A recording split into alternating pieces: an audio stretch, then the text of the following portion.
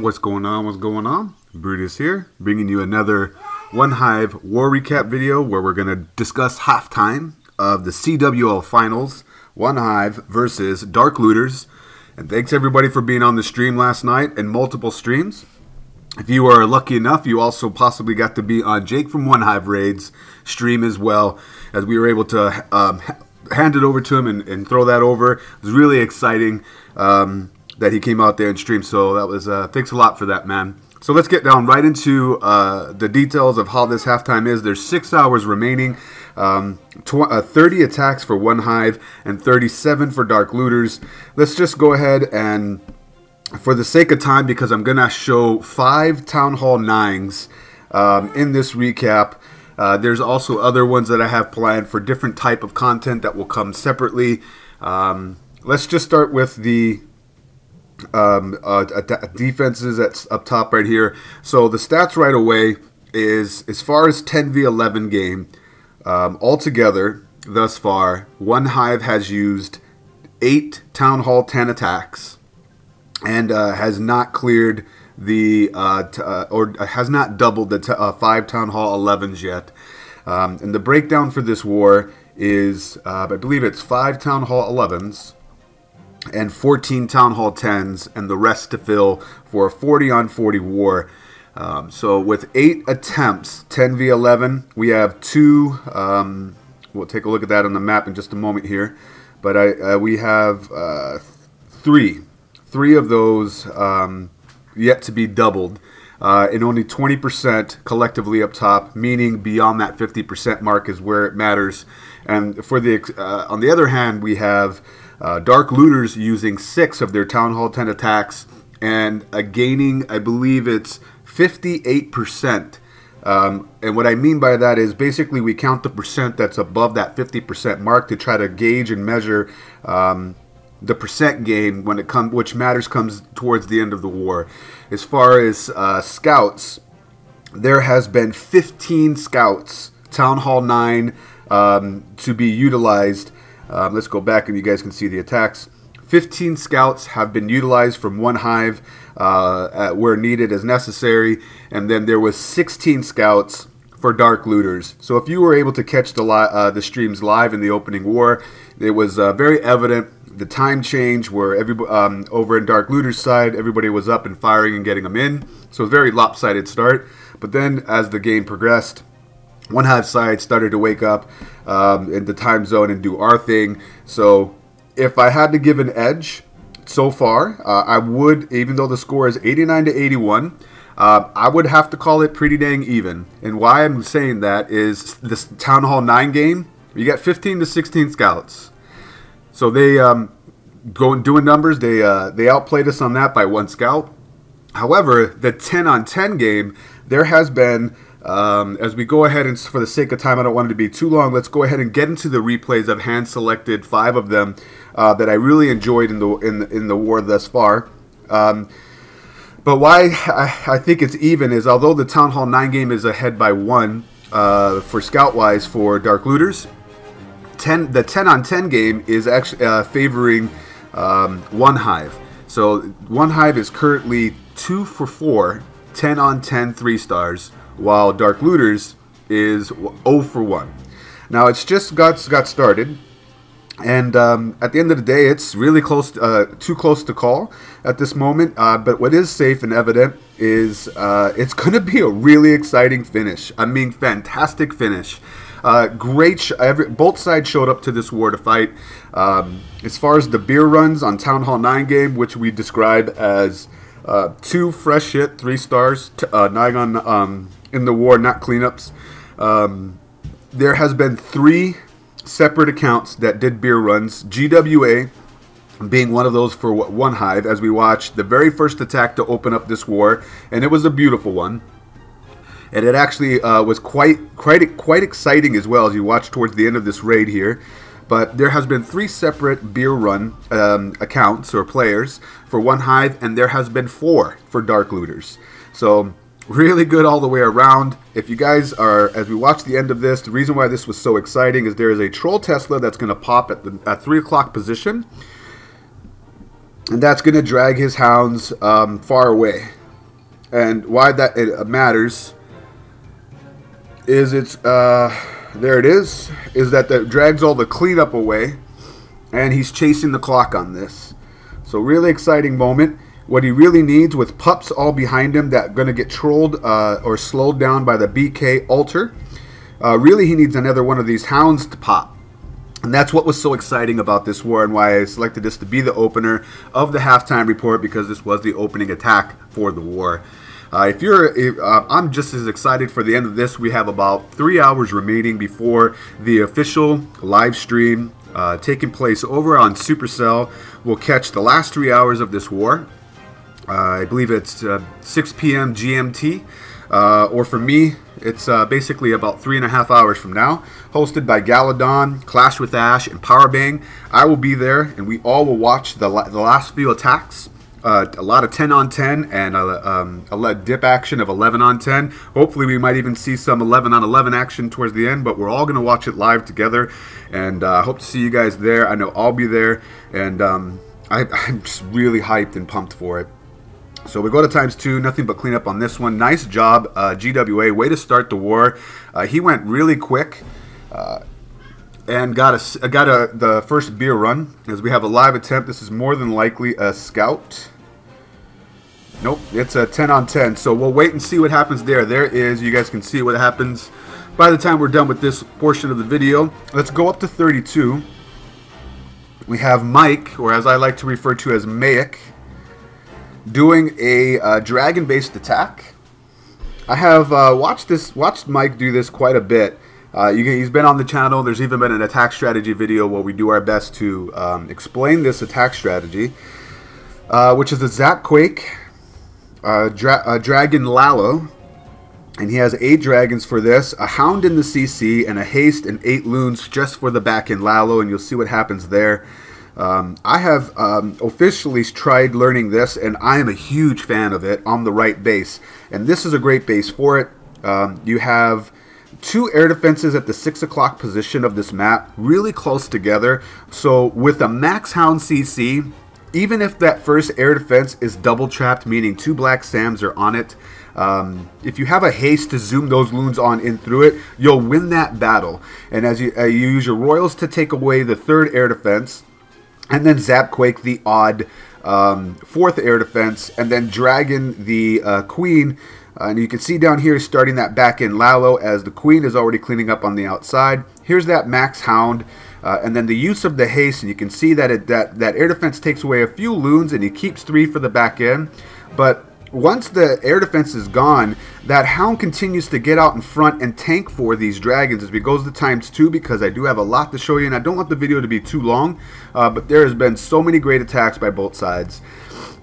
So we go to ×4 here. You can see how that was done. Really nice job. He still has 2 dragons up in the air. Really great attack strategy for this type of a base. Nice job, Mike. And then for the next one we have, I'll go up to Neb. It is his first ever. How is Fabian doing? Former One Hive. We'll go up to he's still going on. We got Neb going in doing his cleanup on his first ever, and it's slow developing, so we'll go to ×2 Grundinator attack, or some like to call it P.E.K.K.A. Smash, or also by acronym HPVB, or Hela P.E.K.K.A. Valk Bowler. He starts to walk to go down the inside of this channel on the to get the Queen and 2 air defenses. He's and we'll slow it down here just a little bit so you can appreciate it. He's got the P.E.K.K.A.'s tanking for the bowlers. He doesn't want to drop down the 2 healers that go to, for the bowler or the P.E.K.K.A. walk itself, because this air defense is still up. But the P.E.K.K.A.s are tanky enough that they can handle that and can sustain the walk by themselves without being healed until that air defense is down. And then he'll see he already reinforced the heal. There's a golem in the CC. And you can see that the funnel done. He used just 1 Valkyrie and a baby dragon on the right hand side to get the camp, which is a natural funnel breaker, to push that P.E.K.K.A. Valkyrie bowler combination straight deep into the base with 3 rages, and is basically a bum rush down the core. The Queen does walk around to the outside, which helps him to get part of that Tesla farm. She doesn't have the ability, but because she has 4 healers behind her and doesn't encounter more than 2-point defense at once. She'll win any battle in front of her. He has 2 rages left. The army does split a little bit, but the healer keeps up the P.E.K.K.A.s on the right side as we go to ×2. And then he puts down the rage to have the Valkyries eat through the wall, and uses the BK ability to...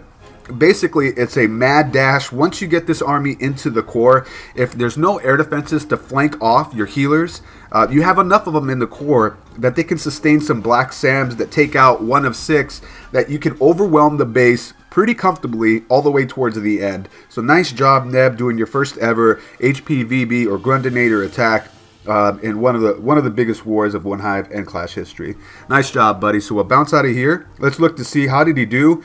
Fabian getting a 97%. Good try, buddy. So they're 0 for 2 on their Town Hall 10 attacks at this point of making the video. Let's continue to go to 32. Well, I already did 32. We're going up to 30 at this point. And I have one more after this. We have Hunter doing a really, really nice attack. It was one of my favorites. The way that he controlled his queen walk as well as doing the entry on this. He's going to queen walk from the left side and get the about 4 or 5, 1, 2, 3, 4, 5. Basically, all these defenses right here, all the way down this line while aggroing the CC. And then you can, I got to zoom out so you guys can appreciate how he actually sandwiches a split kill squad with a walk and a shattered hobo with just 2 golems and BK and bowler combination. And you can you'll watch as he enters this with 1 jump over by the island bows. Really nice job. We'll go to ×2 again. The walks are slow developing. Baby dragon, witch, Valkyrie combination. Handles that comfortably with the rage and poison combination. And then here we'll slow it down some. Here comes the shattered entry. Takes a bit. I don't think he was more so expecting to aggro. I'm sorry, not aggro. Get the attention of that archer tower, but it didn't quite get it from the angle that he put it in. And so those, what I like to refer to them as sneaky hogs, just 2 of them to sneak on in to get down 1 point defense while it's being distracted. So he did have to invest 1 more hog, brings that down, and that's to basically make sure his army stays in the core as he puts down the rage for those bowlers, which are going to do work on the inside. Poison to greet that queen. And he's still holding on to those 9 hogs for satellite defenses as he starts to sprinkle in the hogs. From the left-hand side, no heal for them. And he's got Larrys that are already petting the hogs because we know Larry loves the hogs in this game. But because the main push of his army is still relatively untouched, not untouched rather, well yeah, I mean look at those golems. They're unbroken, and that's mainly because his walk turned into sustaining his kill squad of golems, which allows enough tankage power remaining to finish off whatever's left. Uses the BK ability to break through a wall and then get the rest of the left-hand side, while the bowler and bowler walk now with queen finishes off the right-hand side, and the wizard is going to sneak into here and take care of this dark elixir storage all by itself. MVP. So nice job, Hunter. Really nice attack. We'll get bounce out of here and we'll look at the last one and then call this a video. For the last one, I've selected number 24, SGP.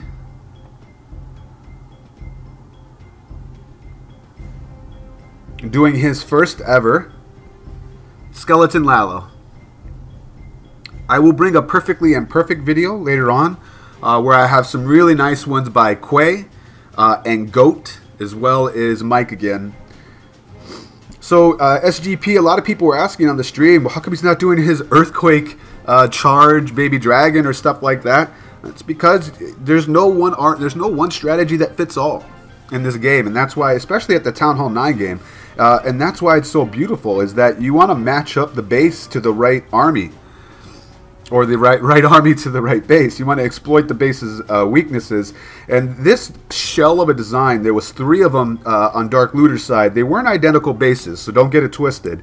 The air defenses and key defenses such as sweepers and then bows were slightly different on each one, but the shell was the same. So conceptually it was done pretty much the same. Mike took it down slightly different, and that's one that's going to come down in a perfectly imperfect video. But for this one, this is actually the second way it was taken down with the skeleton Lalo. As there he goes with his rage skeletons to get that queen, and then she's taken care of. Outside of the range of this bomb tower, which is why strategically that building is placed there, but because the queen doesn't stay on her altar, she walks outside of the range of that bomb tower, enabling him to drop down that max skeleton under rage to bring it down. And then it's nothing but a cakewalk out here at this point, an overkill. Really nice execution for your first ever Skeleton Lalo SGP. I think it's safe to say now that this is on here, buddy, that you are banned from retiring. Yep, I said that first. I know a lot of people have been asking why don't I go ahead and put him on a Brutally Honest. He's already agreed to do that. So we'll make sure that happens as well. I did give him the premise that if I do this, you can't quit, period. So... He has a back end. He has 1 loon in the back end and 6 cleanup minions if he needed it, but he didn't. So he swags out about 20 troop space. Really nice hit. Really, really nice. Respect out to Dark Looters. Man, they use these air miners surgically. Just great job from the Dark Looters side. Using those loons, as we all know, we like to refer to them as air miners as a joke. But once again, it's Brutus. Hope to see you guys at the stream. It's going to be an exciting finish. Once again, it's Brutus reminding you, you got to be better than a double. And I will check you next time.